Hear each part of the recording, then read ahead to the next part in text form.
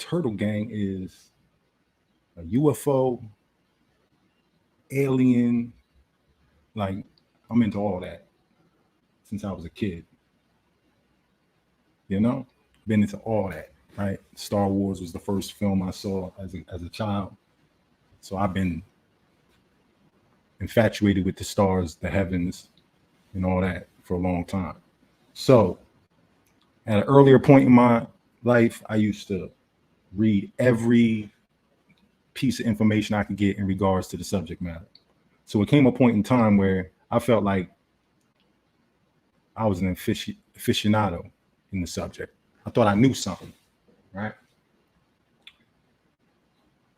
Then I met Rick, and he had some things to say about all these things that I was very familiar with, but he had information that took it to another level.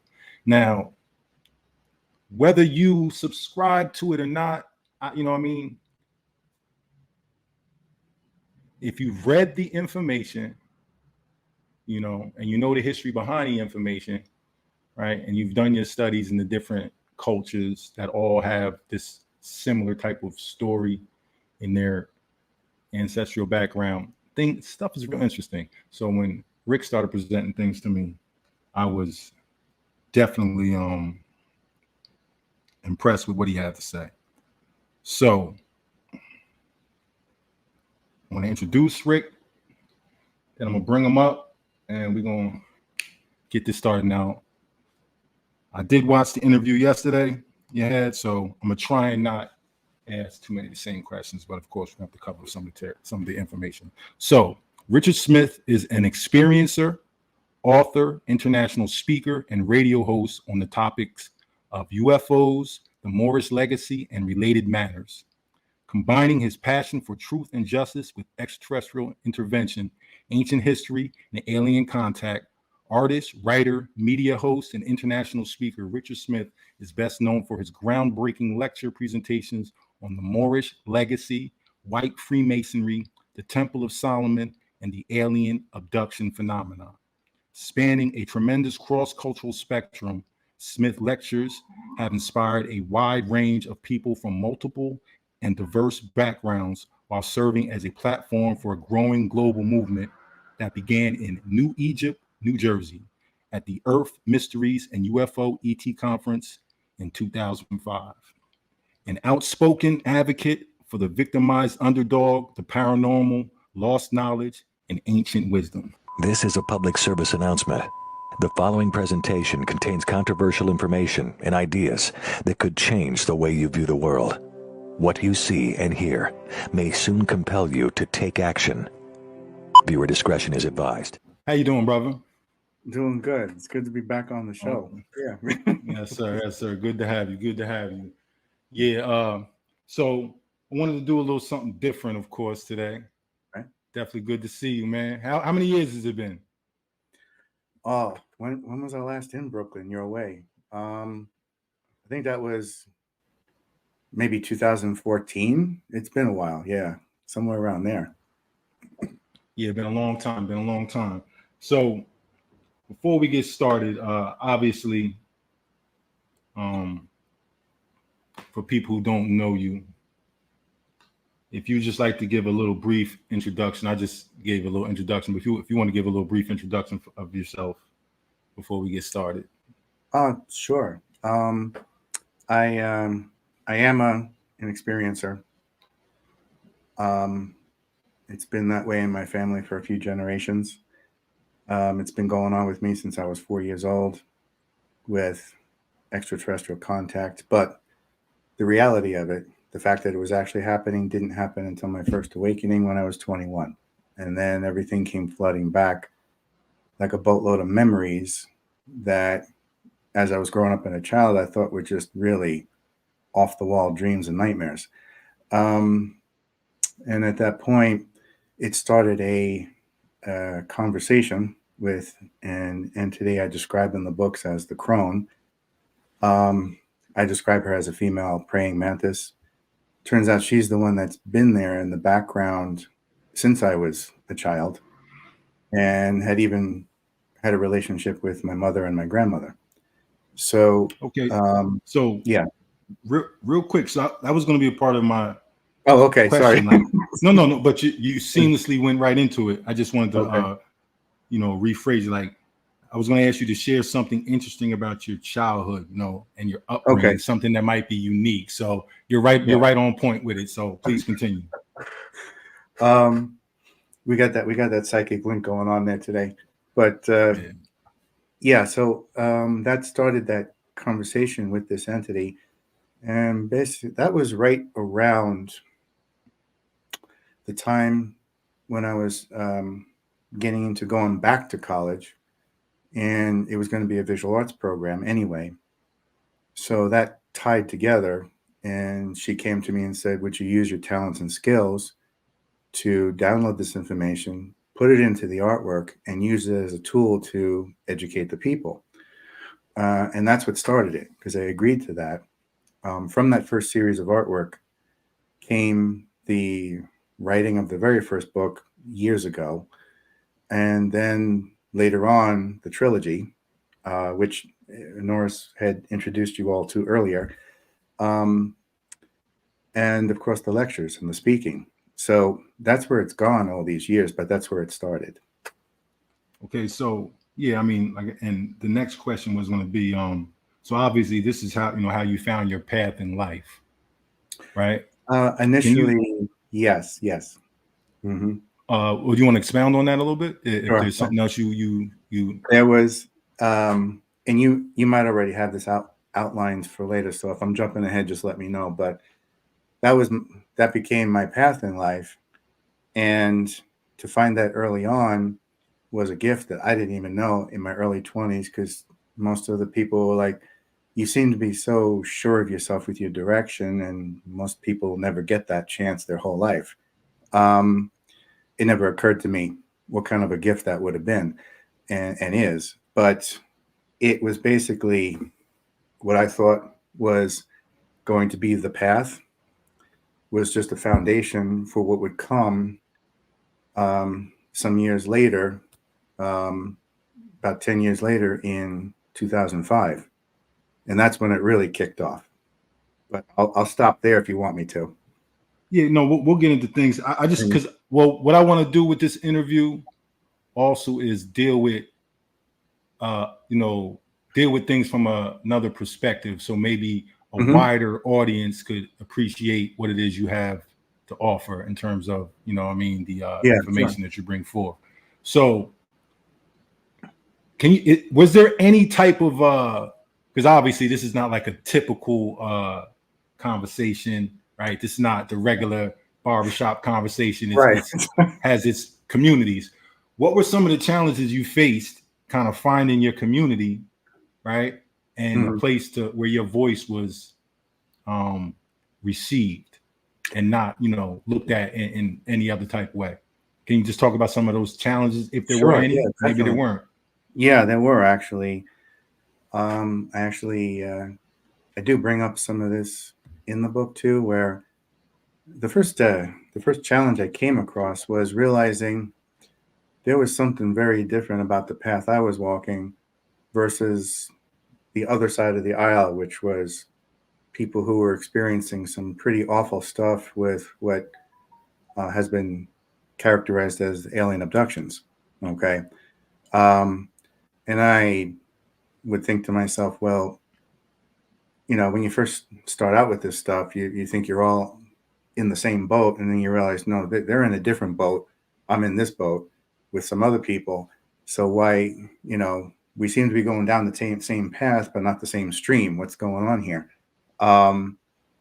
So in conversations with the crone, that's when, it came up that there are certain bloodlines that are followed, but you have these opposing forces that have an interest either on one side in humanity and its balance with the planet, or on the other side in more so the tradable commodities in the planet. And that's where you get that. What I realized to be a challenge for me was relating, as the years went on, to that side of it that was really being used and abused, so to speak, almost on par with maybe someone who's been raped, okay, that kind of thing. Or I would say it is equivalent to that. But that wasn't me. I mean, my experiences, I had some pretty harsh experiences, but they were all educational. I wouldn't call them abusive. And it wasn't something where I walked away feeling like a victim. Okay. So the typical like movie type experiences they give you in the sci-fi films and all that.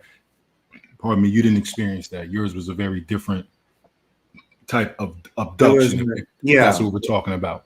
A different kind of experience and odyssey I was going through.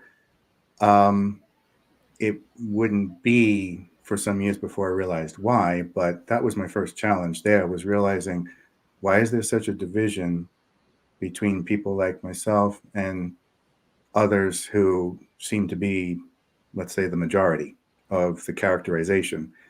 And maybe in some cases, some people didn't fit into that category and thought they did until they met me and realized, oh, okay, there is another choice to follow. It doesn't all have to be that. So some people just weren't aware, and they just were going along with it because they think they were stuck in that category. So there was that challenge too, of maybe getting people to realize, okay, sure, you can relate to those people who might be having some pretty awful experiences, but is that really what's happening to you? Are you just seeing it by association? Or if you step back and analyze it objectively, is that really you? Or are you having the experiences that I'm having, more educational? Okay. And some people woke up to that at the time. I suppose as time went on, after that, the next challenge was, why is the narrative, good or bad? I think you're breaking up. I don't know if it's me or you. I'm still here. You got me? Yeah, I think you're good now. Okay. So the next challenge that came along after that, as the years went by, was looking at how the narrative was being controlled. Or even if not controlled, how it was being dominated and steered. And okay, so before you get to that, let me ask you, just put it in plain terms. So what is your exact mission? Sure. My mission is to educate the masses and get them ready for official first contact. But in doing that, you have to get them back in touch with their ancient history and realize that we are them, they are us. What was then is now. And if you don't want to repeat history again, then you have to learn from it to be prepared for what's coming down the pike at the end of this century. So that's my mission, is to get people into that mindset of, or that psychological makeup that says you're prepared for this. Because honestly, there's not a whole lot of us on this planet who are ready for that yet, because we have a lot of hurdles to get over socially and culturally. Yes, I agree with you. So before we jump into things, I got one more question that, like I said, I kind of want to hopefully open up what it is, your topic and your subject matter to people that might not even, you know what I'm saying? So someone who doesn't believe in extraterrestrial phenomena, things like that, what can they take from your work outside? Like, you know what I mean? Like, if there's something else they can take from your work and from the information you bring forth, even though they might not believe in aliens, what can they get from it? Well, I think if they want to separate that part out, that's fine, because what you're still left with is the undeniable evolution of events on this planet that led to where we are now. So that's what you can take from it, because I do explain it from the perspective, from something that people can relate to in the first place, even if they don't want to walk away with the alien element. Okay. So if they want to leave that behind, you still have what's going on the planet itself all this time for the last 12,000 years to look at. Absolutely. So yeah, I just wanted to touch on that a little bit, just to let people know that there's still a lot of wealth of information, whether you necessarily agree with the subject or believe in it or not. And there is a healthy background that exists within indigenous communities of this very subject. So, I just wanted to address that. And so obviously, I'm about to get into it now.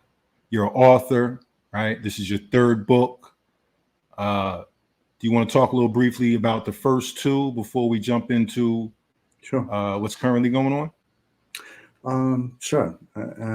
That's fine. It took me some years to get back into the writing, because I had started in 2005 with a prelude, and then life got in the way and things picked up again 10 years later in 2015 when I published the first book. And then at that point, it was a good thing I waited, because what happened in that 10-year time frame was significant. So the first book basically lays the foundation of where I was coming from, and I take it up to a certain point in my own life. And then from that point, use that as a launch pad into the history of what's been going on the planet and how we've gotten to the point where we are now. So that was the what and the why. The second book was a direct sequel of that, in that it explained the how. Okay, so how did this all come about? What were the mechanisms put in place? How did things come to be, both on purpose or by accident? And leading it up to, once again, where we are now. And all the while in book one and book two, dropping multiple hints about the invisible college all along the way. So basically, book one and book two was also serving as a primer for book three. And so to really appreciate book three, you go through book one and book two to get that history behind you. From that comes finally completing part three in the trilogy, Rise of the Invisible College. And my whole point for doing that one, to finish it out and round it out the right way, is that I wanted people to know this is not just locked 12,000 years ago. It's not just locked 5,000 years ago. We're not separated from that, because what was happening 12,000 years ago is now playing out on the big and small screens of America and around the world in the Invisible College. And it's showing us firsthand, hiding in plain sight, what's been going on.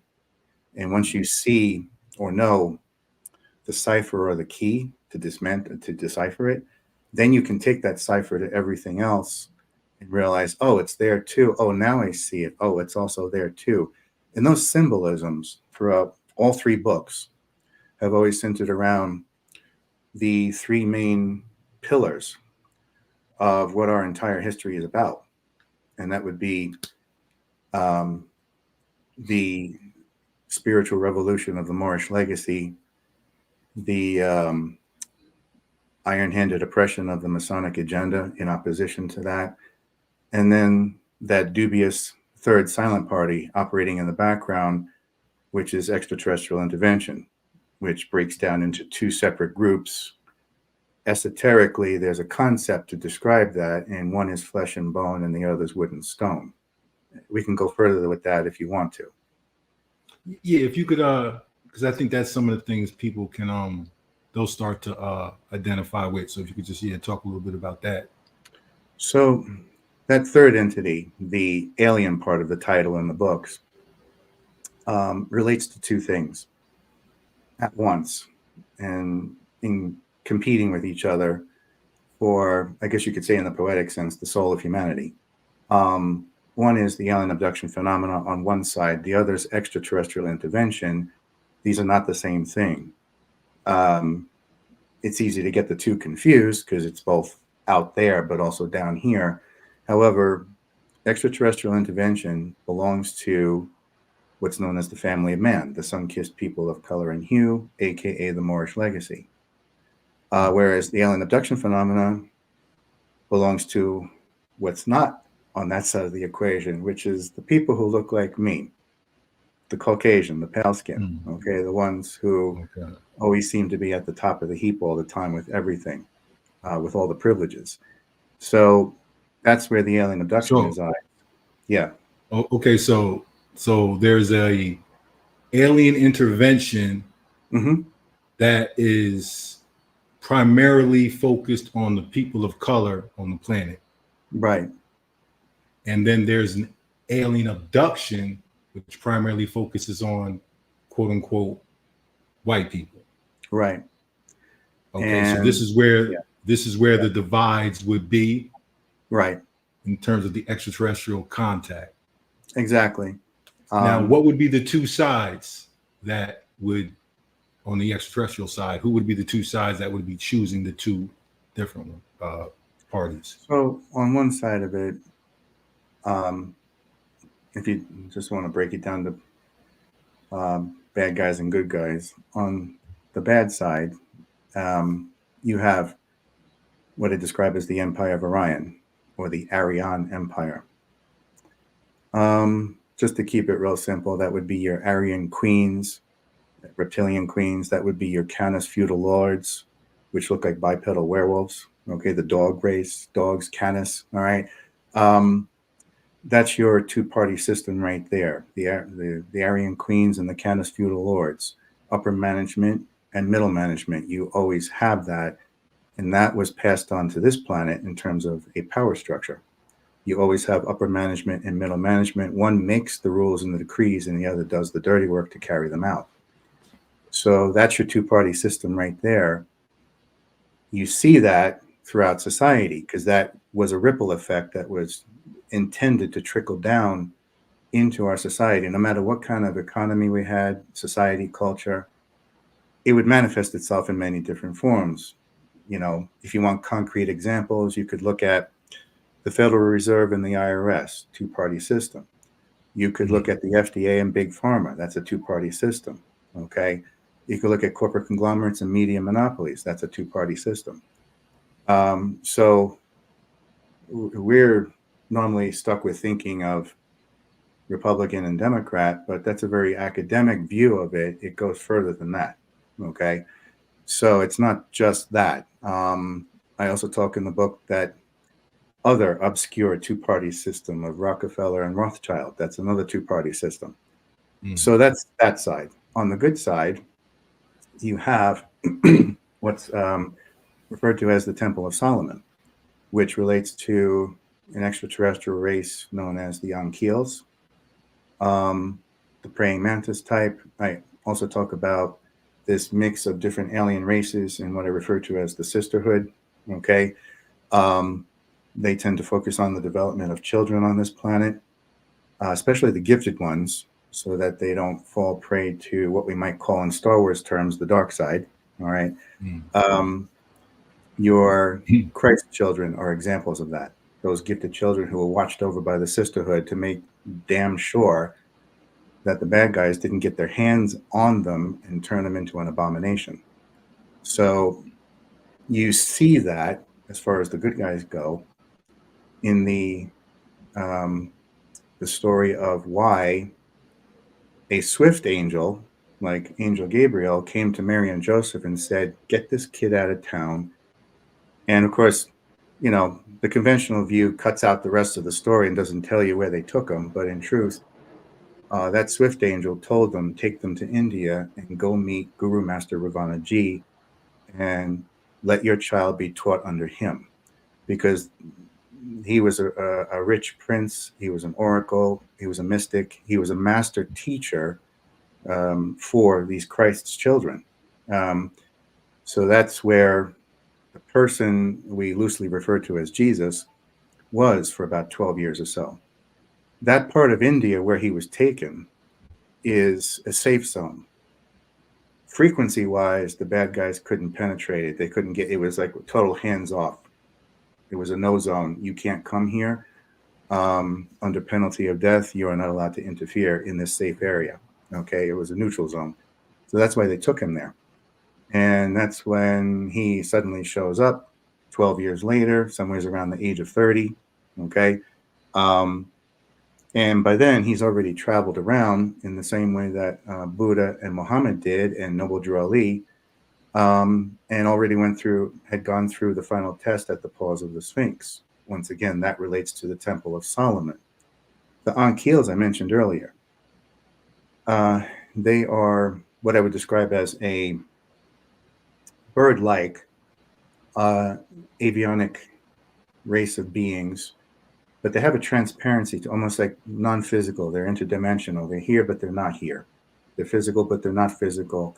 The best representation of that, and the most accurate one I've ever seen, is in the movie The Abyss. Those entities that he came in contact with, that's your Ankhils right there.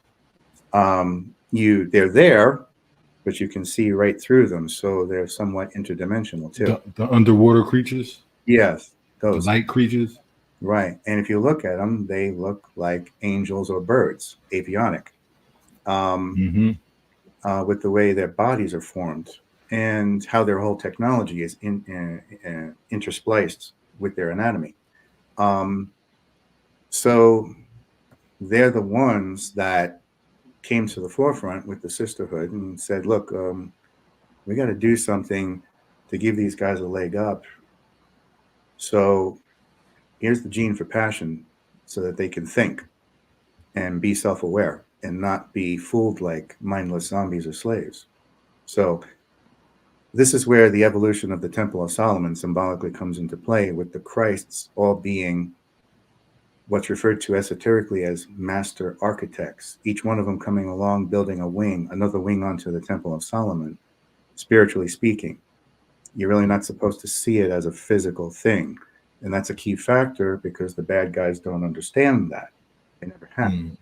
Anything that's physical is seen as real estate and controllable, and you can manipulate it, but this they cannot do. And once the gene for passion was passed through the Temple of Solomon, when it came out the other side, symbolically speaking, it became known as the Passion of the Christ, and that's where we get that term from. It didn't have to do with one person. Let's just put it that way. It has to do with the Christ energy in general for all of them, all the master architects. So it's a spiritual thing. Right. And you realize that once you see how a lot of this emancipation, mentally, spiritually, psycho-spiritually, comes from understanding where your words come from. So why would something like a race of beings like the Ankhils be so important? Well, over time, the word Ankhils, of which the root word is Ankh, became mispronounced as Angils, and then angels. So avionic bird-like race, you look at the Ankh, people will misinterpret the Ankh as representing an angel. Well, okay, we can split hairs on that, but in reality, because of where the word angel comes from, in truth, it's representing the head of the bird, the wings of a bird, and the tail of a bird, because they are an avionic bird-like race. It was also a universal communicator that you could speak into, which is a whole other part of the story. I won't go there. We might throw the conversation off in the wrong direction, but it was also a universal communicator. Okay. And you're talking about like a form of extraterrestrial technology? Right. Or extraterrestrial technology that could talk to everyone at once, like mass communication. And it made it that much easier to enlighten us, educate us, give us that information, because at a time when things were pretty tenuous in our human origins, time was of the essence, and being able to get the information to our ancestors that much faster became very, very important. So not only did we have the genetic code embedded into us at that point, but then we also had the ability with that genetic code to absorb that information through our minds that much quicker.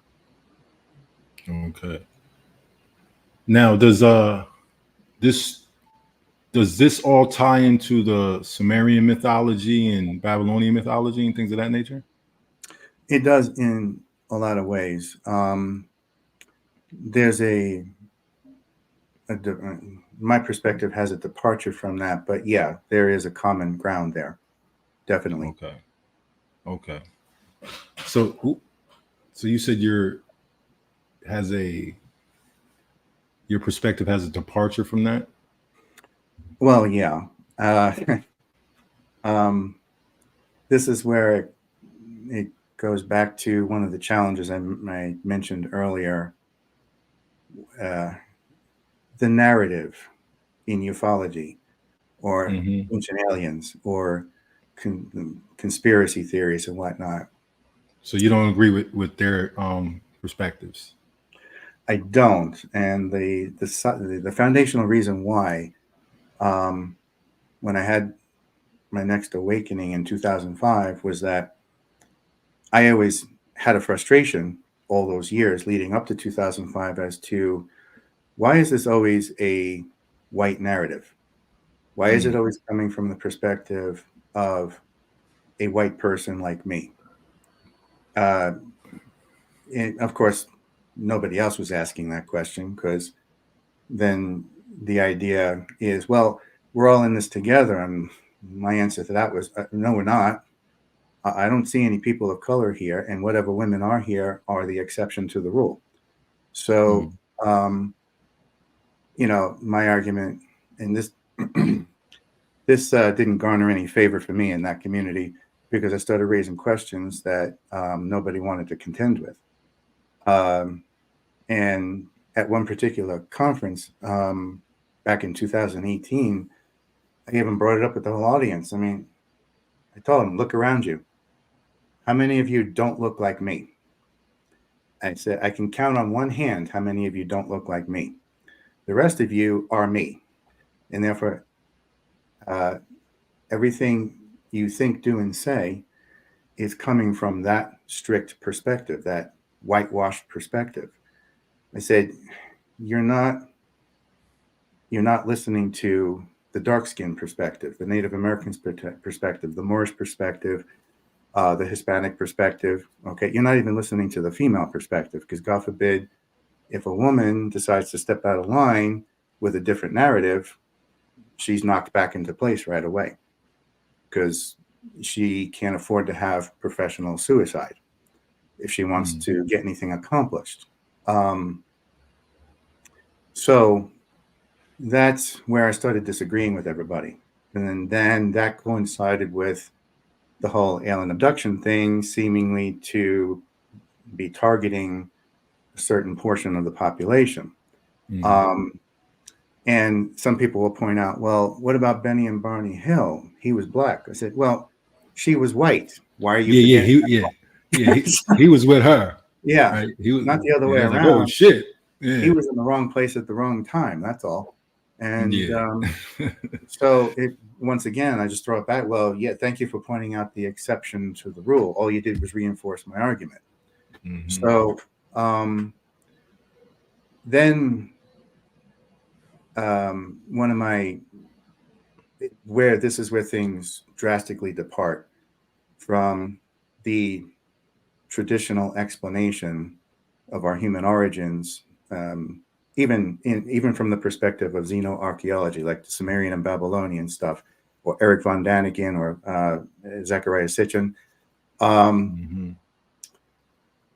David Icke. None of them, I don't think any of them really have the capability of crossing that bridge, because they've already established their staple, and they're not going to veer away from that and destroy their reputation. So I was in a key spot where, okay, I'm nobody, but I'm also the white guy. I'm going after this. It's not going to make me a whole lot of friends, but the friends I do get out of it will be genuine and real and authentic. So in having the backbone to do that really does come from my parents. I got to give them all the credit, my mom and dad. They were always there. My mom is the one that got me involved with all this stuff early on as a kid. So it's not like I just came into it blindly. So so your mother literally introduced it all to you. Oh yeah. At the time, this would have been sacrilege, burn at the stake type stuff, but she would sit there and show me in the Bible where the UFOs were. That's referring to aliens. That's referring to aliens. That's referring to aliens. And if you repeat this in school, I will disown you. Don't ever repeat this. So that was our personal conversation. That was my introduction to realizing, oh, there's a whole nother story going on here underneath and in between those words that nobody's paying attention to in terms of ancient astronauts. So one of my friends and teachers, Peter Moon, who is famous for the Montauk Project and also the books he has written extensively about the Bechegi Sphinx in Romania, which is phenomenal unto itself with everything going on there. He saw my frustration, and I told him what I was getting bent out of shape about, and that there's a missing piece here. There's got to be more to this. Everybody's missing it. They're all going in the wrong direction with a skewed narrative. There's something bigger to this that puts it all together the right way. And so it just so happened to be that one of the meetings he was having at his house, he had already come in contact with Elihu Pleasant Bay, who had just come out with the biography of Noble Drew Ali. And that original printing is what I have. And they did an updated printing that's a little bit more manageable for the general public to read. Because that first printing, it takes a certain individual to be able to sit there and read that.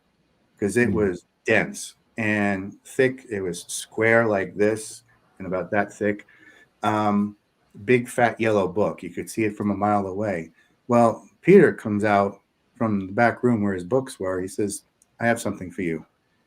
And he says, I think you're going to realize in time that this always belonged to you, and now it's coming back to you. So I looked at it. I was like, you've got to be kidding me. I know this book has to be at least $100, and you're just giving it to me? He goes, yeah. He says, I think with the frustrations you've been having, he says, you're going to get more use out of this than anyone else and understand it a lot better and be able to explain it a lot better when you put it together. So I took it home and started voraciously reading through it.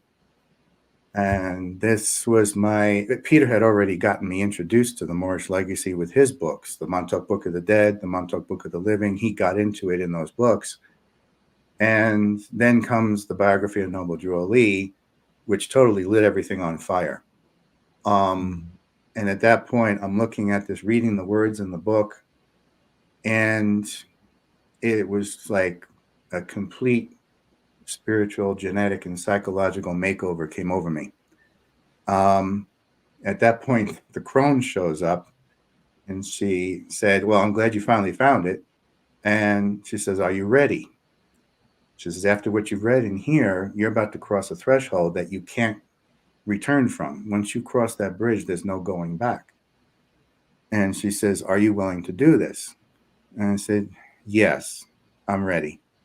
I said, my parents raised me for this. I've been primed for this ever since my first awakening at 21. I said, I understand now where this was all going. And so let's do it.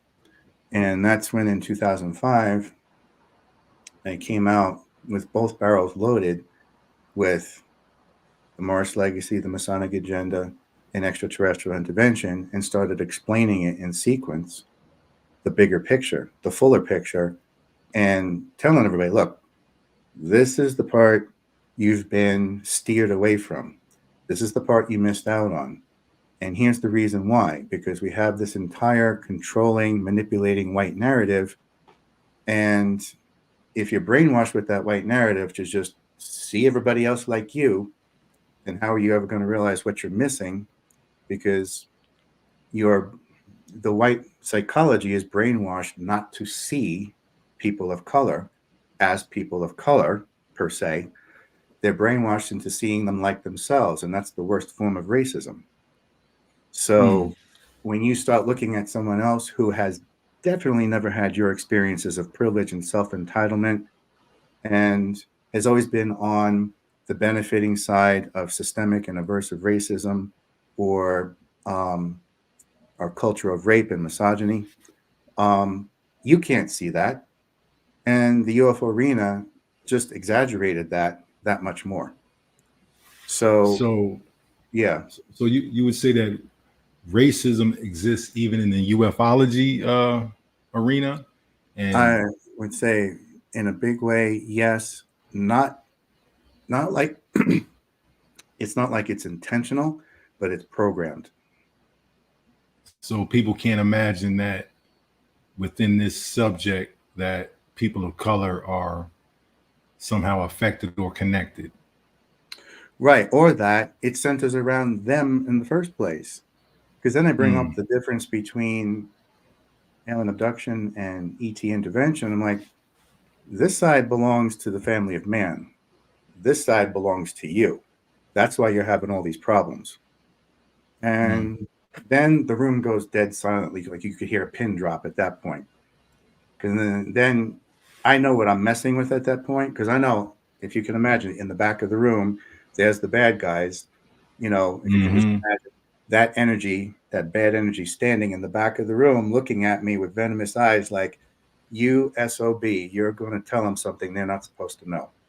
You know, so, and when you start lighting their minds on fire with that, then they take a few steps back and realize, oh, this is the best thing I've ever heard in forever.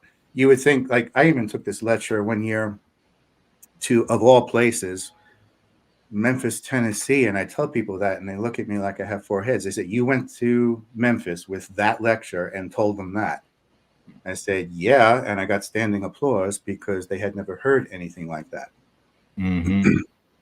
So, I'd seen one of your lectures.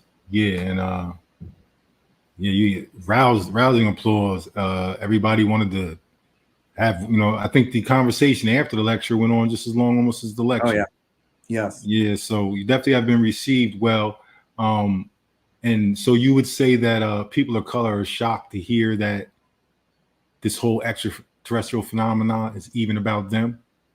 Yeah. Once you explain it the right way, because if all you ever see is silver discs and alien abductions and the archetype of an alien being a gray, of course you're not going to relate to that. You know, I mean, when you look at what's generally referred to as, not, I don't generally ascribe to the term black per se, but when you just look at the phrase black experience in America, there's no room in there to entertain, anything extraterrestrial, because you're too busy just trying to get through the next 24 hours with your head attached to your shoulders. Yeah. So you ever spoke to the brother Young Pharaoh? No, I've heard of him, but I haven't. No. Yeah, he I'm not sure how authentic it is, but he says he was abducted. You know what I mean? Like I said, I can't vouch for how authentic he is, but he believes he was abducted. So talked about a lot of government type things. But I don't think he says he had a good experience. I think his experience was traumatic. Okay. He says he was possibly drugged. I don't know. He has a very different conversation about it. I just was curious if you had heard of him or spoke to him at all. No, but what I can say to that is that when that happens to a person of color, there are repercussions for it on the back end, because that's not part of the agreement. So if someone violates that agreement and goes after someone in the family of man, then there's a backlash to that. So it sounds to me like somebody was stepping out of bounds at that point. Oh, okay. Yeah, see, I know I got some of my own ideas just on him personally, you know what I'm saying? But that's a different subject, you know what I'm saying? I'm not sure how authentic he is, but yeah, it's just funny that I was going to say, I think if some people like him heard the full the full picture, the full story, then they might not be so inclined to just categorize it as that. They might have to be given second thought to realize, well, okay, maybe I didn't know how else to explain it. Now I have a different syntax, a different lexicon to use.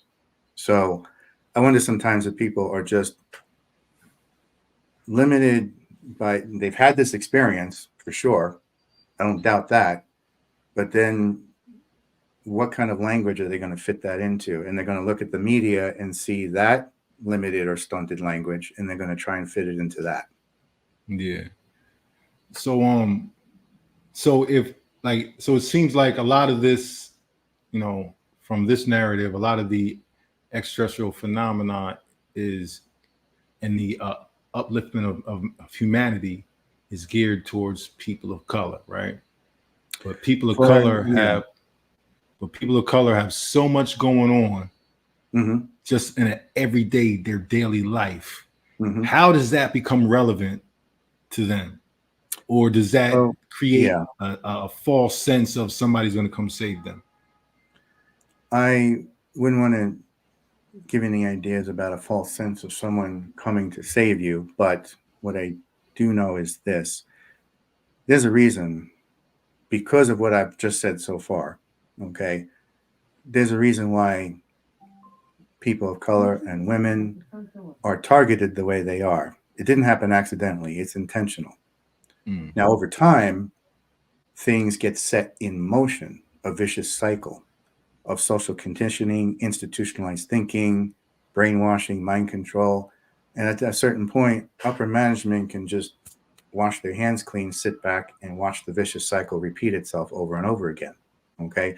At certain points, if it seems like someone's interfering with that vicious cycle and trying to interfere with the virtuous cycle, they'll step in a forcible manner that's very obtuse and obvious, but then they'll recede back into the background. So, but that being said, because the Temple of Solomon and the Gene for Passion and the more beneficial factors of the galactic community are for the family of man, the powers that be that have more of an investment in the wood and stone side of it with real estate and tradable commodities, they can't afford to have people wake up. So here comes the agenda to keep them down, keep them busy, keep them squabbling among themselves. And it's not like white people don't have this problem too, but seriously, by comparison, one of me having that problem is equal to 20 or 30 in the family of men. So it's just not the same proportion at all. And for good reason. And the only reason someone like me might have those problems because, I am going against my white masters and stepping out of line. I'm not obeying the commands. I'm not obeying the mandates, okay, so to speak, of my white privilege and my white self-entitlement. So once you go against that grain, you become public enemy number one. Like the corporal or the captain, the white corporal or captain during the Civil War, who had the audacity to lead a well-regulated and well-educated black regiment against the South.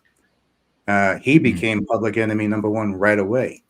He was seen as a traitor. Well, it's the same thing today. Me going up against a bunch of white male conservatives, forget it. I'm on the hit list at that point. So because I'm tampering with their brainwashing with the Bible and a white plastic dashboard Jesus. So now let me ask you, with the climate of everything that's going on today, right? I mean, I'm not sure how involved you are in social media and what's going on, with the P. Diddy's and Cat Williams talking about what's going on in Hollywood. How much of what we're seeing right now unraveling is directly linked to everything you're talking about? I would think a large majority of it is linked to what we're talking about here, because it's a trickle-down effect. And so all you need to do is pull one string at the edge, and then the rest of it starts to either fall in place or fall apart like a house of cards. So a lot of it, when I see this stuff going on in social media or in the news, in the entertainment industry, or on politics, because I try to keep up with that as much as I can. I'm just looking at it like, yeah, okay. It seems like middle management's on the move again because they've been given a mandate.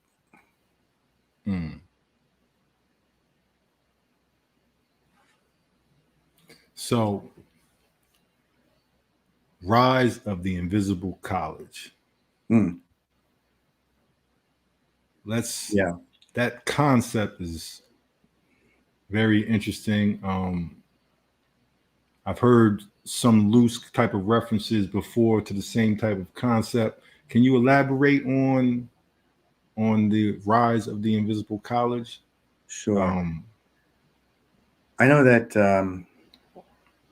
others in the past, like in the UFO community, like Richard Dolan, have characterized the term the invisible college as being this cabal of old white men who control the UFO narrative from behind the scenes. But that's not really what it's all about. That's just a loose term he used at the time. In truth, the invisible college relates to our ancient illuminated manuscripts since the beginning of time. It relates to the arts. It relates to film, music, theater, writing, graphic design, anything that is expressing the truth of the narrative through that venue. Now, I point out that This is a public service announcement. The following presentation contains controversial information and ideas that could change the way you view the world. What you see and hear may soon compel you to take action. Viewer discretion is advised. Richard Smith, you're back. I was left off with the invisible college. I describe it as the ancient illuminated manuscript of humanity. It's always been there, hiding in plain sight. Nowadays, it was picked up on in the 70s by those master storytellers of film. And so that ancient narrative and that ancient illuminated manuscript was then put on the screen. And that's what started that whole film renaissance in the 70s. That was the backbone of it right there. And so I do point out in the book that the arts are used to express it, and that there's a reason why film is king. It does not discount art or sculpture or writing or theater or music in any way, shape, or form, because you'll definitely find it in those expressions as well.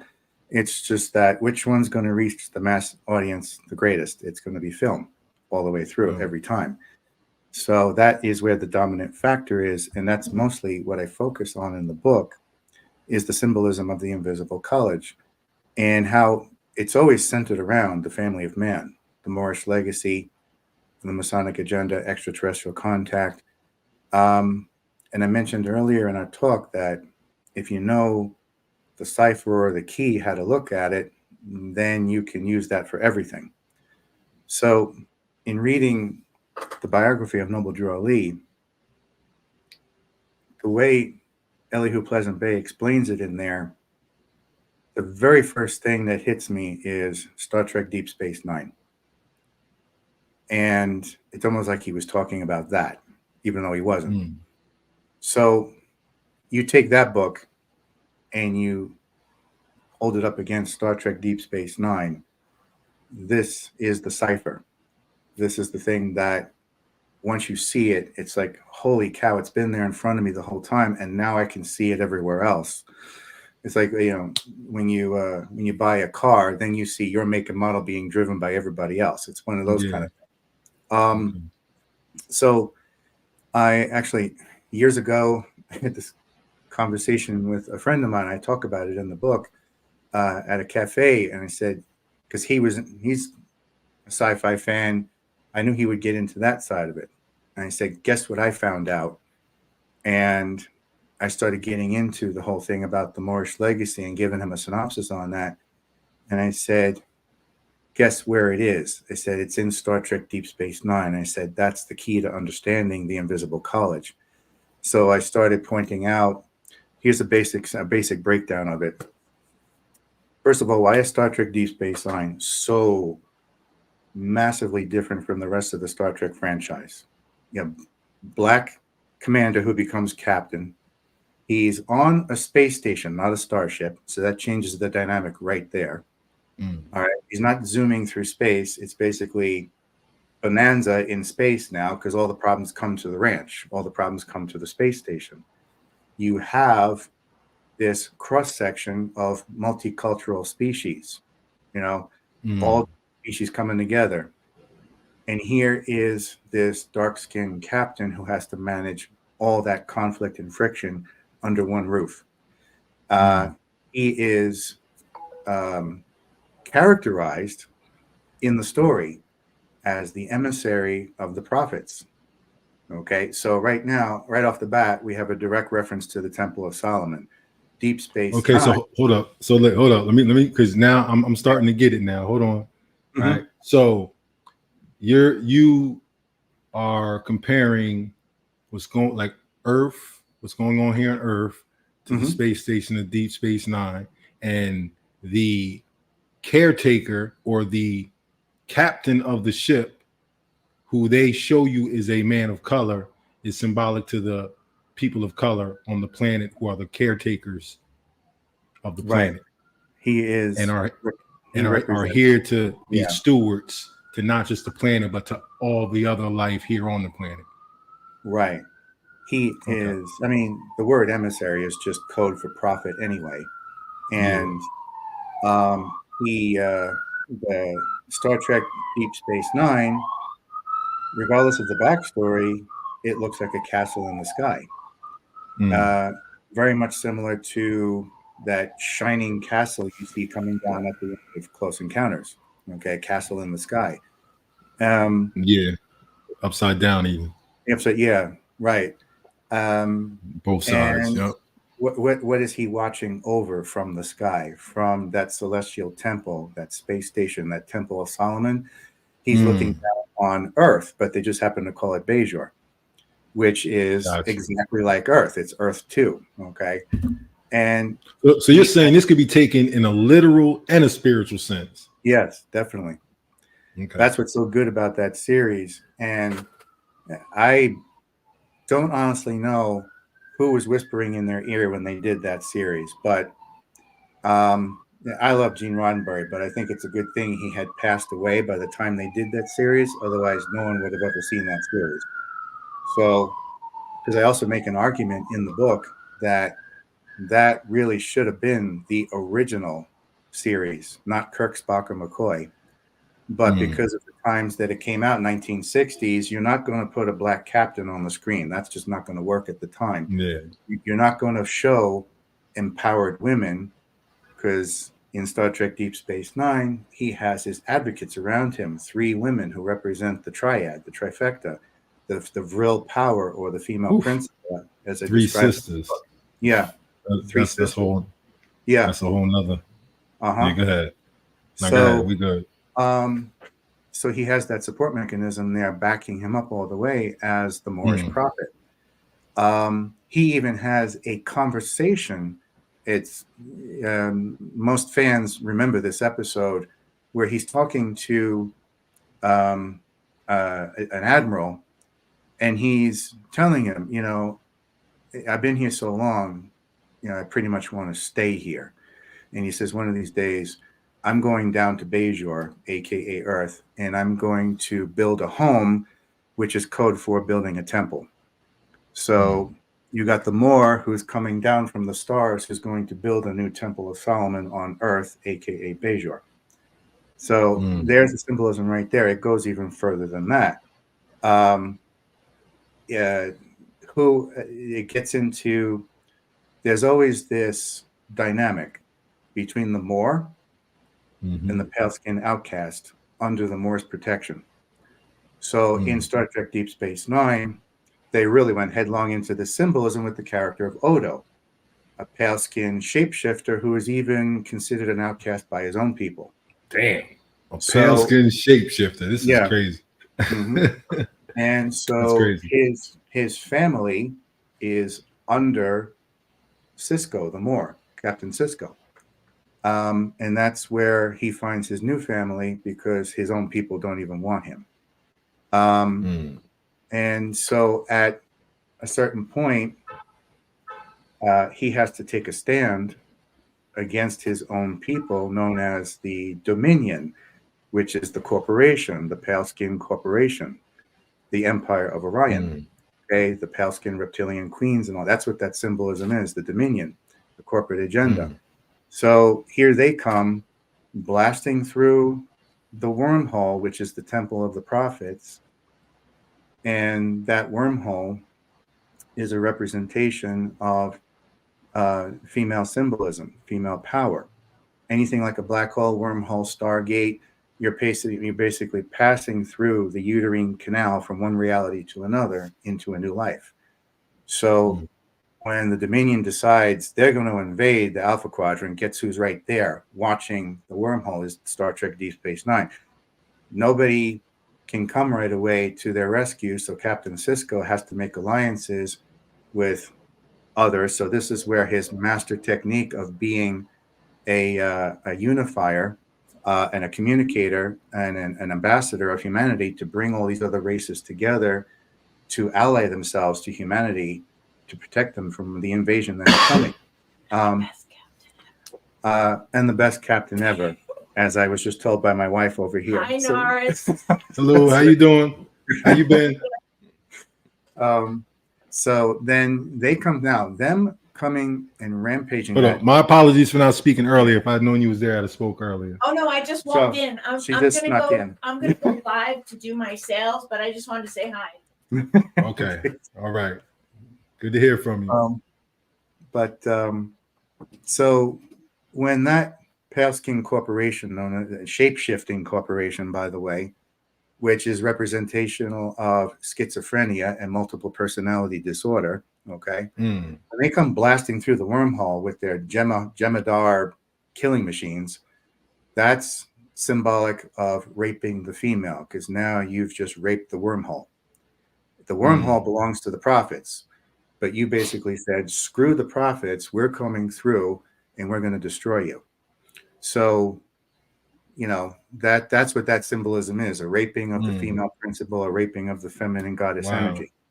So when they come blasting through to the Alpha Quadrant, of course, there's that reference to Alpha, which is Captain Cisco, the Moor, okay?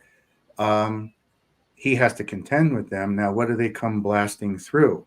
They come through with their own lackeys. This is where the upper management and middle management symbolism is most prevalent, because the shapeshifters, the founders as they're called, which is quite telling in terms of reference to the Grand Masonic Lodge, but the founders have their own lackeys, their own middle management, which is the Vorta, which are these pale skin, genetically enhanced freaks, and their military branch, the Gem Hadar, which are also genetically enhanced freaks that came out of the bottom of a test tube.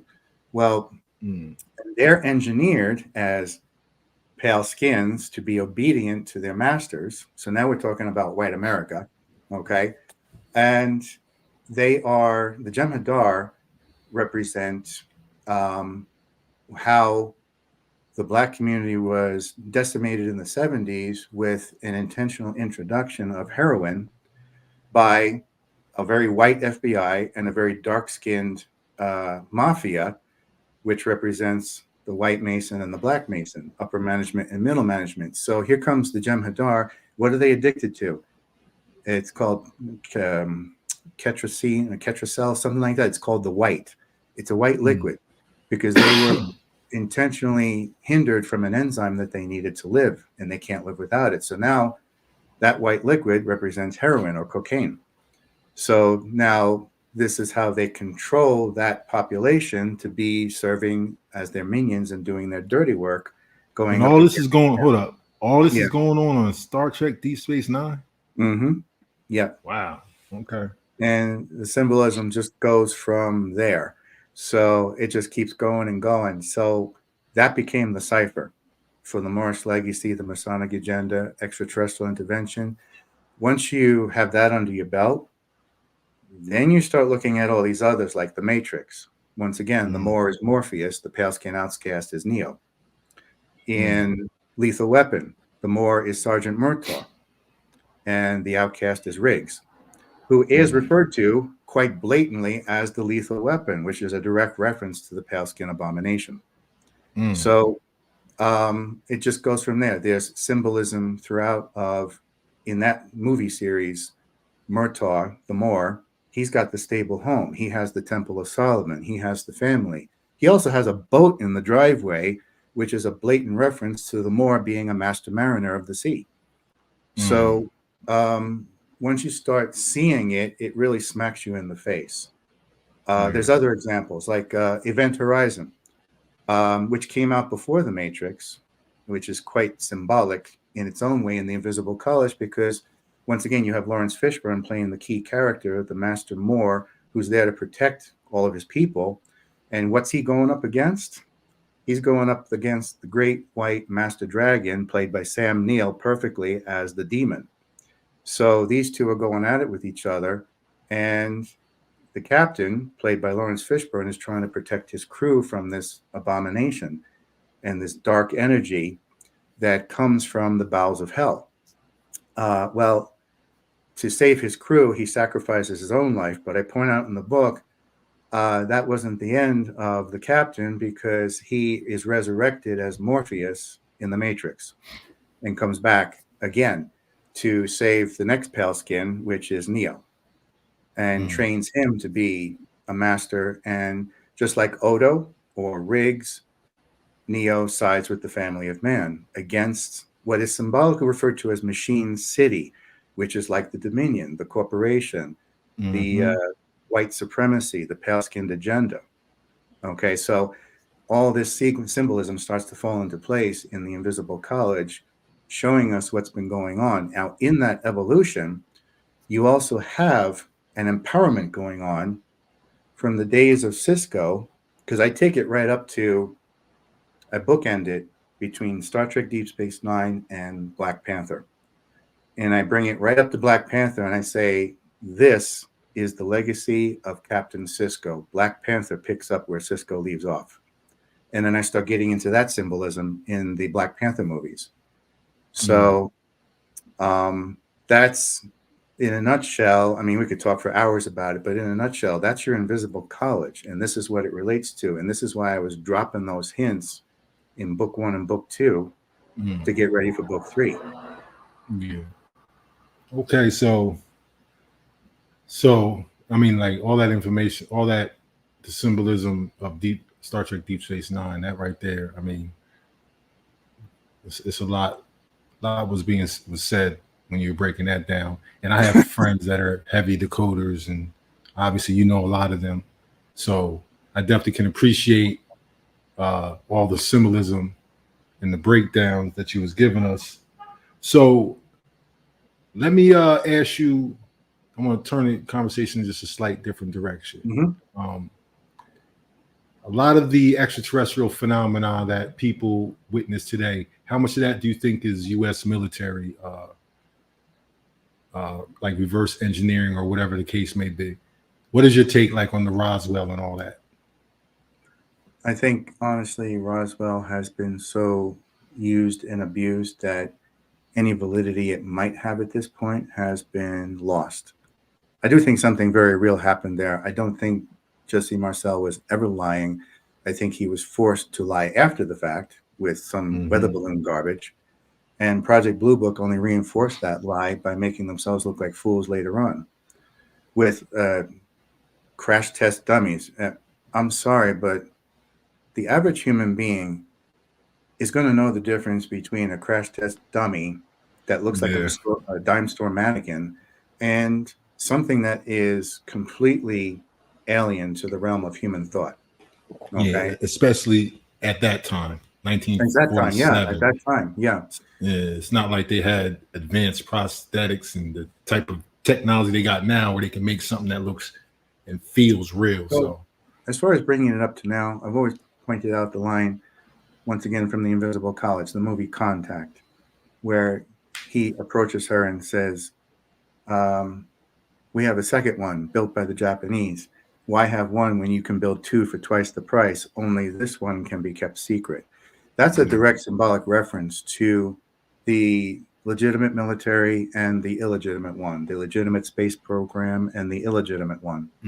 So can the military? No, not the legitimate one. The fact this disclosure thing going on in Congress proves that. But I do believe behind the scenes, there's a whole lot of illegal activity and reverse engineering going on, a whole lot of failed tests too, because we can't quite get a handle on how to make the most of that technology work for us. And thank goodness for that. I think it was by design that if any of those things ever crash landed and certain dark elements of our military or government started reverse engineering that we would grasp some of it, but we wouldn't be able to grasp 100% of it, because the mentality, even in the congressional hearings with the legitimate military witnesses, the mentality is quite obtuse. The mentality is, how can we make this work for us from the military perspective? How can we turn it into a weapon? That's the only mentality that's there. Whether it's legitimate or illegitimate on the back end, it's the same mentality regardless, going down the same path. How can we weaponize it? Because we want to take out Russia, we want to take out China, we want to take out some invisible enemy from space, which we're probably going to make up at some point. But it's a good thing that we haven't gotten a full grasp on how to completely use it. Over the last so many years, since the 1960s up to now, you've heard those experiences where people have seen these things that have definitely alien in nature of some kind, but they're kind of wobbling out of control. Like someone's in there controlling it, but something went sideways. And it turns out it was a military exercise on a reverse engineered product that they took out for a test drive, and it didn't go so well. Nowadays, they might have a better grasp of getting something up there in the sky that we would misinterpret as alien, but we don't have a full understanding, because to fully understand that technology, it requires a certain psychology that you have to find a certain type of human being who is willing to give up their entire life to be turned into something else that's not so human, that can work that technology, because it's a completely different psychological mindset that is very alien to us. So that's my take on that, is that some of them are military based now and they look real good, but we still can't control them the right way, because we're dealing with technology that, to take it to the nth degree and have it be a pure representation, a pure replication, does require a different mindset, a different reality, a different paradigm. Okay. So the moon landing. We'll get to some like basic things. The moon landing. Yeah. What's your take on that? I do think the evidence is pretty damning that we were so desperate at the time to make it look like we were keeping up or getting ahead of the Russians that we had to orchestrate something. That I honestly feel the Mercury missions were genuine and the Apollo missions maybe not so genuine. And you might be hard pressed to find if the Mercury astronauts and the Apollo astronauts were ever allowed to talk to each other. So, because John Glenn from the Mercury missions, he tried to talk to Neil Armstrong about the Apollo missions, and that conversation fell dead. He just didn't want to talk to him. They didn't have much of a dialogue there. And this is when John Glenn was in Congress. So I think there's a huge division there between the genuine Mercury missions and the manufactured Apollo missions.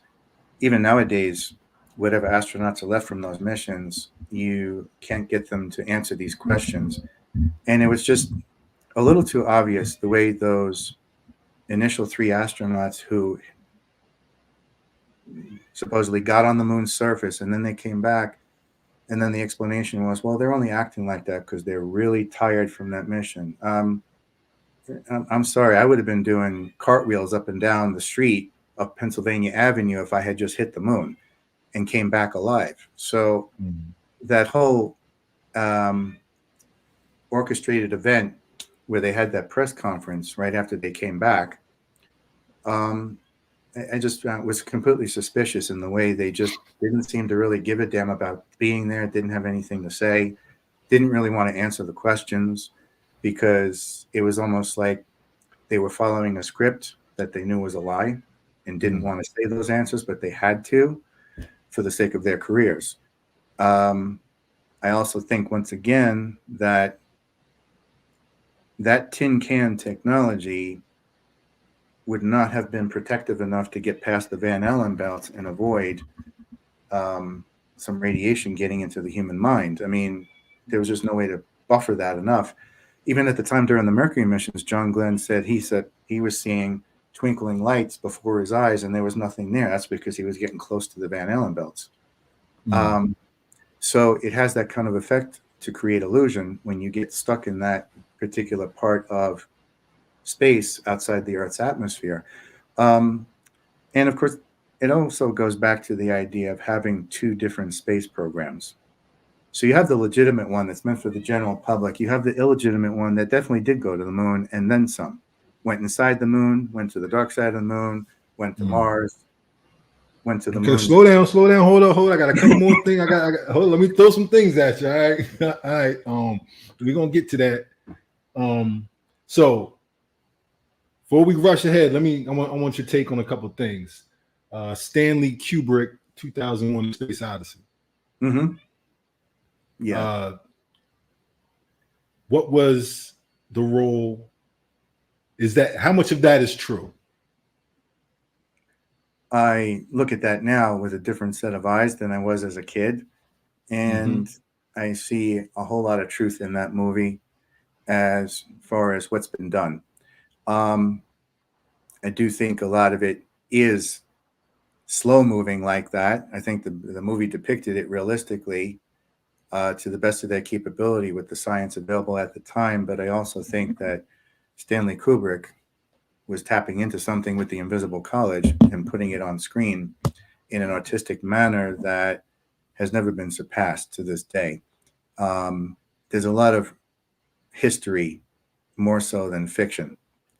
And I think we have this term today, speculative fiction, which is really that hardcore fiction that borders right on real science, something that's about to happen. And I think the phrase speculative fiction is more so about what's already happened. But it's easier to call it fiction and then camouflage it with the word speculative, because then that gives you a sideways into admitting to it without actually saying it. So, yeah, 2001, I think, was on the money in terms of us getting out there ahead of time with the, if you want to characterize it as the illegitimate space program or the secret space program. I think it's funny people call it the secret space program because everybody's talking about it. Well, it's really not a secret if everyone's talking about it. So another subject, Project Red Star. Okay. What's your take on that? And some of the findings that came back. Like, have you seen the photographs and the different findings that came back from Project Red Star? No, I don't think I'm familiar with what came back from that. I can't really comment on it. Give me some details on that. Okay. So I'll share with you. So thousands and thousands of pictures were sent back, obviously, of the surface of Mars, and they located cities, grids, statues, architecture. I'm gonna have to have you come back. I have the footage. I have all the Red Star footage. Have you come back and we could watch it and definitely, yeah. I just didn't know the name was Project Red Star. I knew of it from my friend George Haas, who's into all of that with the Sidonia Codex. He's the one that brought it to my attention. So that's what gets into what really rubs me the wrong way about our attitude towards colonizing Mars now. Because what's there, those artifacts are all real. That's our history. That's where we were. In a sense, that could be considered Earth 1, and where we're at is Earth 2. And we destroyed it. And when there was nothing left, we came here. Okay. Some of us went underground in Mars, and we've been living in that underground, well, I say we, but they have been living in that underground ecosystem for so long, they'll never come out to the surface, except maybe once in a while when you get those anomalous photos of something walking upright on the surface that looks a little suspicious, but that's about it. So there was a certain segment that would rather wanted to go underground and create an existence there. And there's a lot of underground cavernous areas on Mars. There really is. Yeah. But there are others who said, no, let's go to that planet over there, which just so happened to be Earth. And I think in a lot of ways, this is where a certain percentage of our ancient astronaut stories come from. They come from Mars because we are them and they are us. So then Marvin the Martian. Marvin the Martian, yes. Right. Or Tim Burton's movie Mars Attacks, which I still get a kick out of every time I watch it. They just decide, hey, let's go invade Earth, you know. So it's like, okay. Well, isn't it also about them coming for the women? They wanted to come and get women in the movie. Yeah. Now, wouldn't that be a part of the mythology that deals with the Agigi coming to Earth to take wives? Yes, that would be that symbolism there. Yeah. There's actually, now that I'm thinking about it, there's a key part in even that movie, because Tim Burton's a great director, where once again, this gets into our psychology not meeting up in the middle with their psychology. And when they first land in that movie, there's this presumptuous dolt who comes out there with a dove and releases it as a preconceived sign of peace. Well, they take that as a sign of war. So, you know, that's something that we are going to have to contend with as a human race, that our preconceived notions are brainwashed into us and socially conditioned and may not necessarily be true. Most of them aren't. We have to reverse engineer everything we were conditioned with. I do think that starts with learning about the Moor, the Mason, and the alien, because that's a great way to deprogram yourself right there as a starting point. But you have another of my favorites in the Invisible College, right alongside Deep Space Nine, is Babylon 5, which ran on the airwaves at the same time. And in that one, it starts off, and this is a powerful thing that I'll explain how it relates to the Moorish legacy, but there's a certain point where we have to be careful who we're sending out there to meet species for the first time, whether we're inexperienced and we don't handle it the right way, or we're just obtuse and belligerent and decide, screw it, I don't give a damn, I'm going to do it this way. So in Babylon 5, it starts off with this warhawk of a captain who really was not meant for first contact at all. Comes in contact with the main alien species in that show, the Minbari, which is a highly evolved species.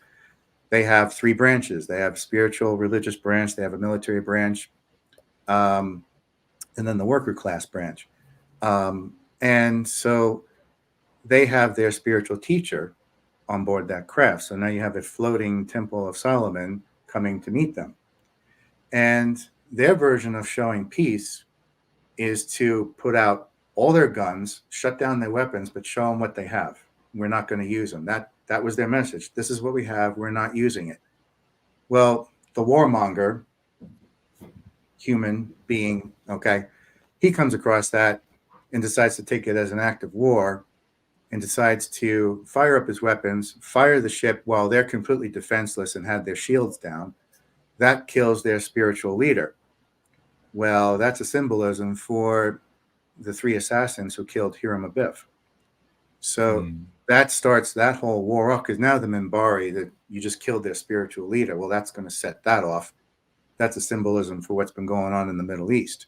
And so the Minbari wiped the floor up with the human race everywhere, every human colony, all the way back to Earth. Now they're about to wipe the floor up with Earth and exterminate us completely until they end up kidnapping one of us to study us. Just so happens to be one of the key characters that come into the series later on. But when they kidnap him, they hold up a certain amulet, once again, a symbolic of the Ankh, and it actually can see who you are in your frequency, your soul, your spirit. Right off the bat, it turns out it's one of their ancient Minbari ancestors that had reincarnated on Earth as a human. All of a sudden, what was going to be an extermination of the human race comes to a grinding halt because they realized the human beings they've been killing may very well have been their own ancient Minbari people who came back in human form. So then they realize they're killing their own kind, spiritually speaking. So this brings the war to an immediate end, and they bring about a peace agreement, which leads to a much better relationship at that point. So why is that significant? Well, I point out that relates to what's going on today with people like me getting out there talking about this stuff. Reincarnation plays a big role in this kind of spiritual warfare, the insurrection, the global revolution, and all that, and the great revelation. In that, what better way to target the problem than to take someone who had been part of the family of man and reincarnate them as a pale skin who knows who he was in the past and realizes who he is now. So there's a lot of that going on where the family of man is being reincarnated into the pale skin form to deliver the message. Because when it's been done any other way, your civil rights leaders end up dead in a hail of bullets. Or when a woman tries to deliver the message, she's categorically minimized and ostracized with 4- and 5-letter words. So the galactic community realized, how are we going to deliver this message? Well, let's use the face of the enemy. Let's use one of their own. How are they going to argue against that guy when he's already born into a status of white privilege and white self-entitlement? How are they going to tear him apart when he's one of them and he wears their face? So that symbolism in Babylon 5 directly relates to what's going on here right now on Earth. That spiritual reincarnation, that's the insurrection right there. The Temple of Solomon bringing those ancient people of color and hue back, those Egyptians, those Mayans, all of them into pale skin Europe, pale skin America, or pale skin Australia, to raise that awareness that much quicker and faster on behalf of the family of man, on behalf of the sun-kissed people of color and hue, to embolden them to say, hey, this is what's been going on with your history. You may not have realized this because you were brainwashed to stick your head in the sand and look the other way and be victims and bite at each other, infighting in your own community. And that was all engineered. I mean, you take a step back from that and you realize, why the hell are we fighting amongst ourselves when we should be looking up at who's been controlling us, or looking to the side, or looking in back of us? And even when it came to any kind of dark-skinned tyrant murdering psychoholic freak in Africa or the Middle East, well, when you follow the paper trail, you find out that tyrant was supported by a white corporate master. Absolutely. So I'm looking at, I kind of want to recap just this one little aspect of it. So Moor represents the family of man, the sun-kissed people of the planet. Right. The Mason would be their opposition. Right. Which would represent loosely the pale-skinned people. And the alien is the influence, whether it be intervention or abduction. Right. So this is the trifecta of what is the issue being played out here on planet Earth on a spiritual level and a physical corporate level. Exactly. It's when you look at the broader scope of history, it's what everything comes down to. I mean, you can get into the nitty-gritty of different subject matter, but it ultimately all goes back to those three pillars. So, and this is something that this is a battle or a war that's been taking place, raging in the universe long before it found its place here on planet Earth amongst who we call Earthlings. It was something that took place on Mars. It's something that's reverberated throughout the universe for as long as, I guess, life has been. Would that be safe to say? I would say from a human being's perspective, with our limited lifespan, I would say yes, since time immemorial. I mean, everything has a beginning, but for us, that beginning is so far back, we couldn't even relate to it. Yeah. Yo, this was definitely an incredible conversation. Like I said, I'm a extraterrestrial history, got that conspiracy thing in me, but I try to hold back at it and not, dive all the way into things. But I do try to, identify actual solid conspiracies that have been, conspired against the people. Another thing I want to ask you about real quick. So disclosure, how is the disclosure project? How is all that going? And where are they at now in terms of types of records and things that have been actually disclosed? So that's been quite interesting to see how far they've been pushing that. They've gotten to the point where I knew they were going to get to on it, which is that silent, obscure resistance from behind the scenes, which is the intelligence community. Because at one point at a press hearing with the key politicians who are going after this headlong, they admitted the intelligence community turned around and told them to drop dead. We're not giving up anything, and you can't make us. So now it's a case of, well, yeah, now you just emboldened them to make you. So let's see what happens with that. Because at a certain point, that's a sign of desperation. They're getting backed into a corner more and more. And eventually, the consensus of public opinion is going to get so bad or good, depending on your perspective, so great, I should say, so intense, that those who are on the front end, who have their own connections on the back end, are going to have no choice but to force the issue. Somebody's going to be jumping out of a window pretty soon, because that's how desperate it's going to get. So, and you'll probably never know about it because these are people we're not allowed to know about, but somebody's going to be held responsible for not keeping it under wraps or keeping it under control and allowing these, I guess you could say, renegade politicians, allowing them to step out of line. I get a kick out of watching it from a larger perspective of these, what is a lot of white male conservative politicians. There's some Democrats in there, there's some women in there, but the spearheads have always been on this issue with the disclosure of these white male conservative politicians going after this. And I just keep thinking to myself, okay, I can get behind you on that, but you don't know what you're heading into face first, because you push that far enough, you're going to discover something about yourself you didn't want to know. And that's that your existence is illegitimate. Gotcha. So, who would you think has made the most impactful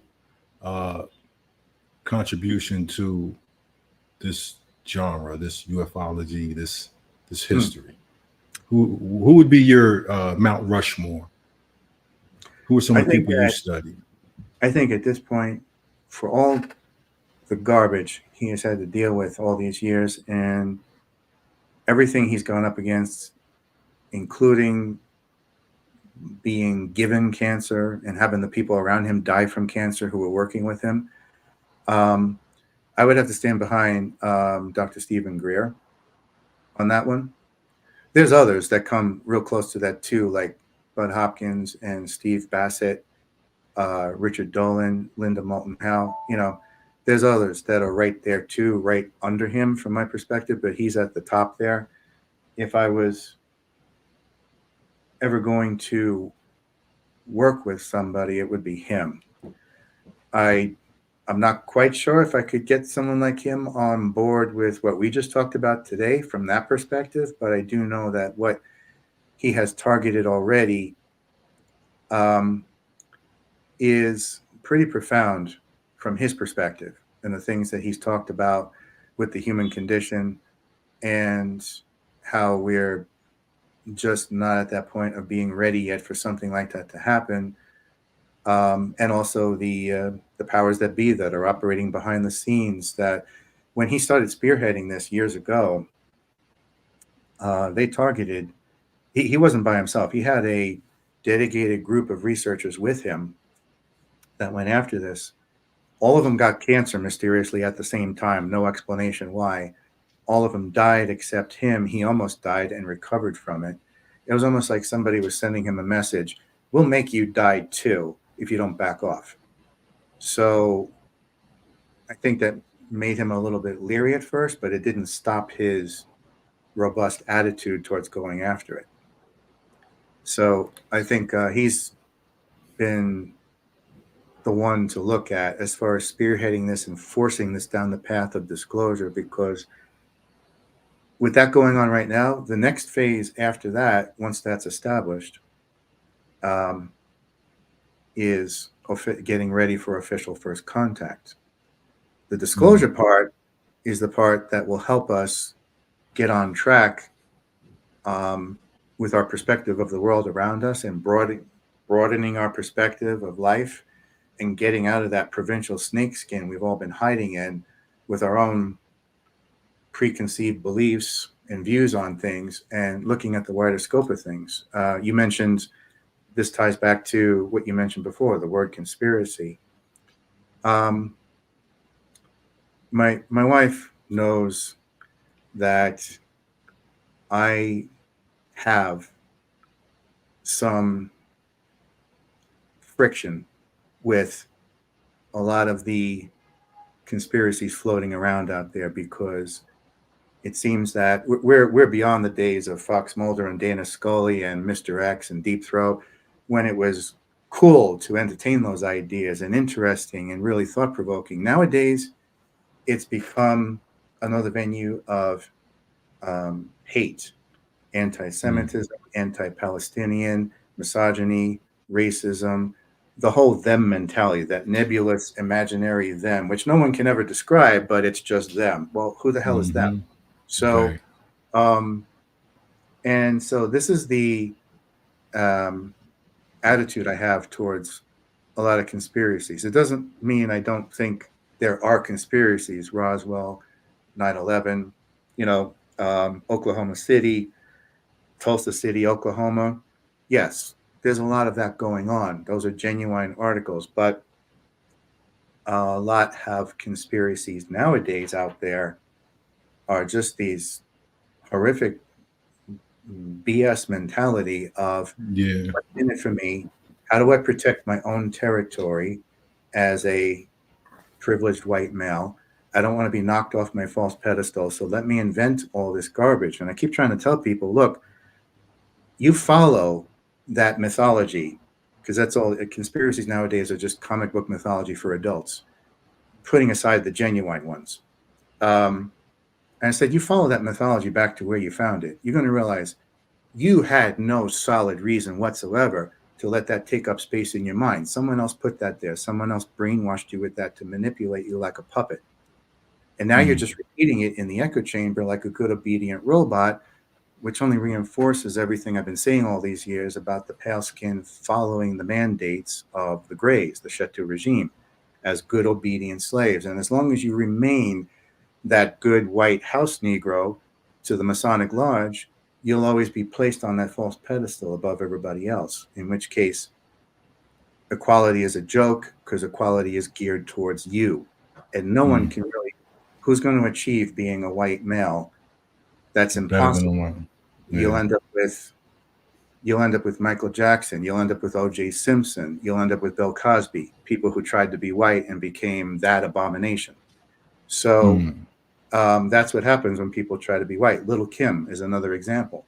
I look at these people like, Jesus Christ, don't you know your history? How is it that the white guy knows Shout more out about to Little you? Kim. Yeah. Yeah. It's just when I saw what Kim she did, Young, that's what she looked like. Yeah. I saw what she originally looked like, and she was beautiful. She was a goddess. Thank God my wife was not here when I said that. But the thing is, what she turned into, I don't know how she thought that was okay. Yeah. Because I just look at her like, what did you do to yourself? That's awful. You were beautiful. Michael Jackson was handsome. And Mike had the skin disease, he says, so I'll give him the benefit on that. That did come later on, but everything else, no. Yeah. So yeah. Let me throw a couple names at you. William Cooper. Okay. What did you think of his work?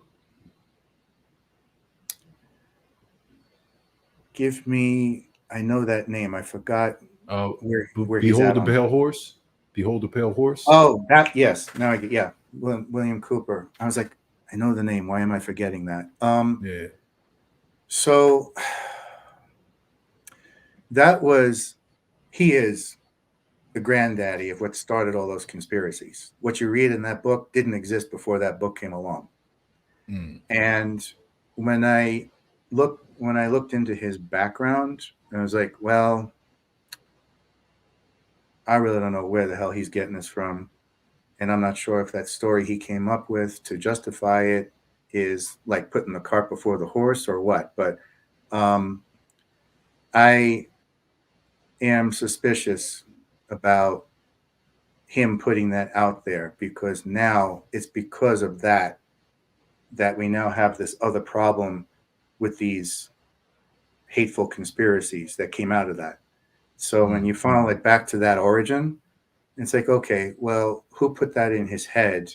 Because obviously somebody who saw the bigger picture realized that they could drop that in the water as a pebble and create this ripple effect to what we have now with things like Donald Trump and Fox News, that kind of garbage. Yeah. Okay.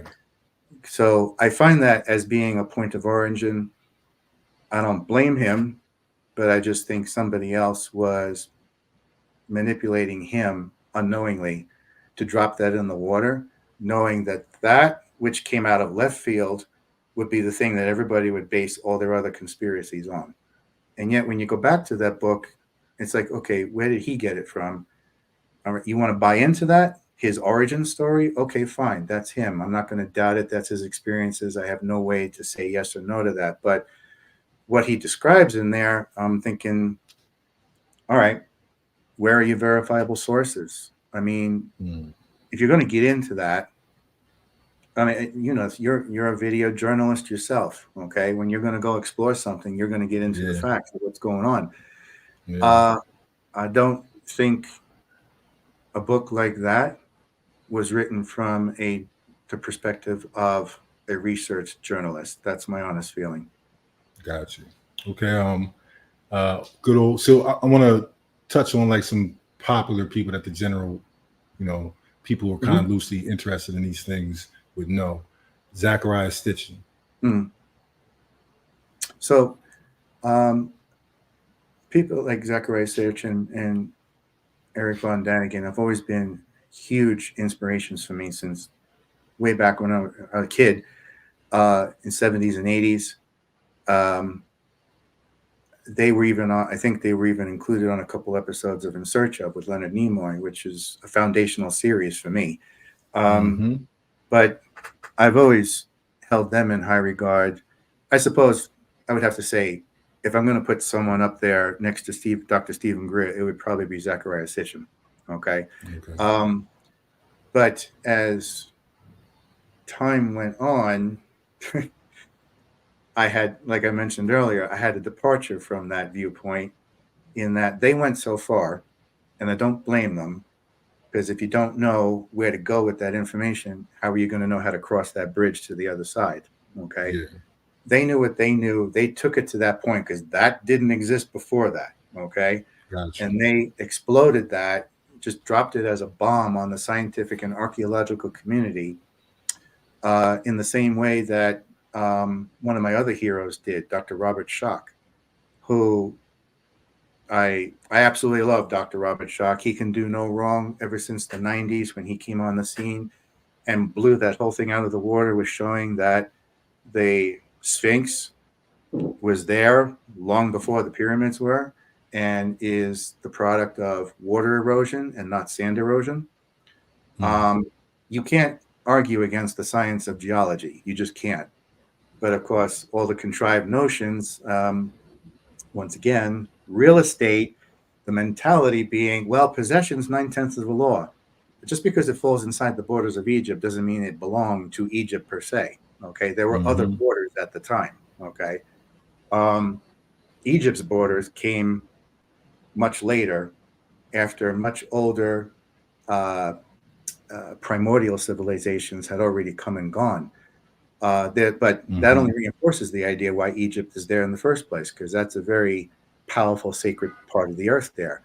The Sphinx was left behind not only to remind us of our origins from Mars, but also as an origin from our own ancient past here on Earth.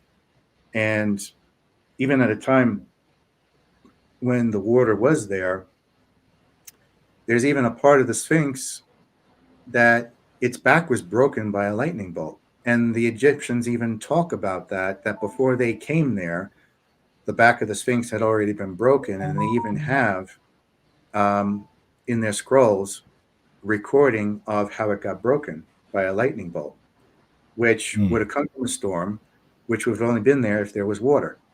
So once you look at the climatology of it all and the geology, this is what changes the whole perspective on history. So people like Zachariah Sitchin, Eric von Daniken, Dr. Robert Schoch, they all put things on the right path so that we could pick up the ball and run with it further. Had they not done that, we would be nowhere with this conversation.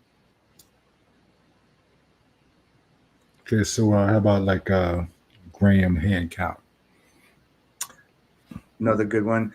I actually have a quote of his in the beginning of the new book, Rise of the Invisible College. And it's a very cool quote that actually ties in with my views on the ancient aspects of the Moorish nature. He says here, traces of the same spiritual concepts and symbolism that enlighten the Egyptian texts are found all around the world among cultures that we can be certain were never in direct contact. Straightforward diffusion from one to the other is therefore not the answer, and coincidence doesn't even begin to account for the level of detail in the similarities. The best explanation, in my view, is that we're looking at a legacy shared worldwide, aka Moorish legacy, passed down from a single remotely ancient source. And I think he's the only person that came the closest to crossing that bridge. That's his way of admitting to it without admitting to it. Yeah. He has a lot of interesting things to say. I listen to him every now and then. Now, like I said, this has always been a fascinating subject for me. It's definitely, good to have somebody like you as be able to say you're my friend, and I can actually have these type of conversations with you. Like, this ain't the normal conversation for me in my daily, like even growing up, in my neighborhood, what I mean? We having conversations, in my neighborhood about typical things, we talking about history and all that. And I'm like, yeah, I just got done reading all this stuff about extraterrestrials. But it's not always cool to talk about in certain arenas. You know what I'm saying? So, no, definitely not. I definitely, yeah. So I definitely appreciate being able to have these conversations with you. Is there anything else you wanted to touch on? Any other directions or avenues you want to go down? If you want to let us know what's going on with you coming up, any appearances. Sure. I'm gonna be on Moors in America with Sharif Aliel. Okay. It's going to be recorded. I've done this show before. And he'll air it at a later time, but we're going to do it next week as a recording. Okay. I'm also going to be on in the beginning of June. It'll be recorded and shown at a later date, but it'll be classified with Richard Willett on Iconic Media Group. So that'll be coming up in June at some point when he actually airs it, usually on Wednesday nights. There's that going down. I've also taken the original book that served as a prelude from 25 years ago, Legions of Light, Armies of Darkness. I decided to do a special 25th anniversary edition, which I'm going to be releasing in June. Okay. I just had a couple of forwards written for it by the two people who were there with me at the beginning in 2005 when I gave that first lecture. And I had that book with me. So it's going to be fun putting it out there. And I figured that book has been floating out there like a unwanted orphan all these years. It's time to bring it back into the fold. Because after I finished the trilogy, I thought to myself, okay, it's time to do some justice with the prelude that led up to the trilogy. Let's redo that a little bit and get it in alignment with the trilogy so that people can identify and realize, oh, it's all part of the same thing. So that's coming out in June. Legions of Light, Armies of Darkness, brand new cover. It'll have a personal extraterrestrial family crest on it that I have not used in the past. So I'm looking forward to getting that out there. It'll be a forward by David Kokel and George Haas for in there. And then ultimately, in the bigger picture, now that I finished the trilogy, that served as a launch pad, a foundation. Now that I've established that language, that perspective, and that foundation, now I'm going to take it into the next project will be Official First Contact, the next series of books. So that's where I'm going to go after, because I figured right now we're already in the disclosure environment. What's the next phase that's naturally going to come? It's going to be Official First Contact, and we got to get ready for that. And I'm hoping that with everything I've talked about, everything we've talked about, everything I've written about in the books, that it will help the family of man get more in alignment with who they are, what they represent, what they mean in the galactic community, and get on track with their true calling in life with humanity. Because nowadays, I mean, one of the other motivating reasons for writing the book was to set the record straight and say, hey, you're destroying each other. That was programmed into you. That's not natural. You got to break that programming and break that vicious cycle and get back on track. So don't be like your white Masonic masters, because you're doing only what they want you to do. Be better than that.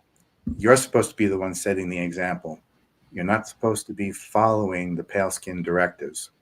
So it's that kind of lesson that I wanted to put out there, that there's a bigger thing out there for you in the galactic community if you would just stop with the vicious cycle. So that's the challenge. Yeah, I think that's a great message, whether you subscribe to extraterrestrials or not. I think that's a great message. Where can the people find you? Websites, sure, social media, stuff like that. One of the other things I just released along with the new book is the new website. UFOteacher.com had a complete makeover from top to bottom, because I figured at this point, with the trilogy being done, the website needs to be redone too. So that's out there, UFOteacher.com. You can keep track of what's going on with the events link at the top. The books are there. My interviews are there. This interview will be there. So, and you can find everything about my wife and I on that website. Everything will be there. So just go to UFOteacher.com. We even have, you want to contact us. There's a contact link there. Use that to get in touch with us. So, but that's the best way to do it. All right. So sounds good. Definitely. Thank you. I don't want to keep you all day. Save something for the next conversation. Yes. I definitely like for you to come back. Maybe we can get into a little bit of this Project Red Star footage. Oh, definitely. That would be awesome. You know, I got a few theories I'd probably like to run by you. You know what I'm saying? And other than that, bro, definitely appreciate you. It's been a while.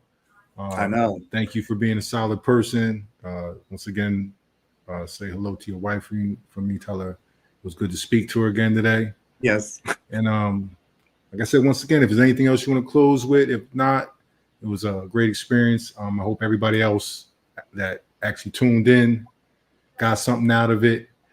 I hope they follow what you're doing. And oh yeah, another thing I want to talk to you about. Are you in touch with Bro Rich from Black Magic? Bro, that's not the same as Rich? No, Bro Rich. Okay. No, I'm in touch with him. The lecture you came to, and when you met when you were here, it was his lecture. He was the one that was put the lecture in. So he does a Black Magic 369, I believe it is his page. Okay, yeah, I've heard that. Yeah. I'm gonna reach out to him and because that's definitely a platform you would like to be on, because they would appreciate this type of information even more so than I appreciate it. That would be awesome. I'd love to talk to him. Yeah, I'm gonna reach out to, and he'll remember who you are. So I'll reach out to him and hook y'all up so you can definitely get over there and have a conversation with him. He'll definitely enjoy it. So once again, thank you, bro. I appreciate you, and we will be in contact, and we're gonna line up this next little show very soon. Hope everybody enjoyed today's conversation. Like I said, it was a change of direction, something refreshing, you know, something I could just sit back and really just take in, you know, and I appreciate it, bro. Definitely, it's been great getting back in touch with you again. It's an honor to be on the show. I look forward to coming back again. Everybody, take care of each other. Have a good day. Indeed. The peace canal. Peace, bro.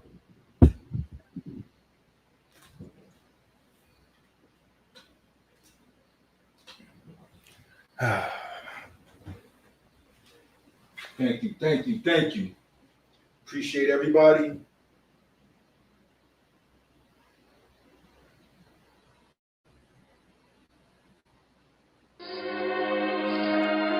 Now, here's the law. Every civilized nation, civilized, dwell on that word for a while. Every civilized nation in the world is governed by these 6 Aboriginal treaties that make up all international law. Hence, from them come the law of nations, which has clan mothers who hold territorial rights. In order to be part of these treaties, you would have to belong to a tribal unit that was ruled by the Casa Somesis, which is known in international law as clan mothers, or the women. So the women were the law. And for some of us, this is the truth. When you put back a tribal government, you have to look at who it is that selects anyone to speak on behalf of the representative of a territory upon this earth. And it must be a man, but that man must be appointed by, as they say in Europe and in international law, it must be done by the Casa Somesis. She must appoint the man. Otherwise, it's not acceptable in international law. Today, Indians have a lot of trouble because they no longer know who they are.